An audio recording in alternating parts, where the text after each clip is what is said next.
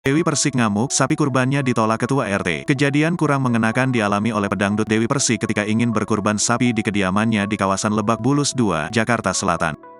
DP sapaan akrab Dewi Persik curhat tentang pengalaman kurang mengenakan tersebut melalui live di media sosial Instagram. Dewi Persik menduga tidak diterima dengan baik oleh Ketua RT setempat ketika ingin berkurban sapi. Menurut keterangan Dewi Persik, sang Ketua RT mengatakan tidak membutuhkan daging sapi darinya. Aku minta tolong ke Ustadz di dekat rumah untuk menitip sapi untuk kurban. Tapi, art dan securityku malah dibentak oleh Bapak RT 04 di sekitar rumahku ini. Katanya, lingkungan sini tidak butuh dan tidak kekurangan daging, ucap Dewi Persik.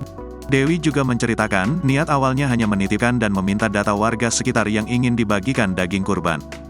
Tidak hanya itu, Dewi Persik justru dimintai biaya sebesar 100 juta rupiah apabila hewan kurbannya ingin tetap diurus dan dibagikan kepada masyarakat yang membutuhkan di sekitar rumahnya.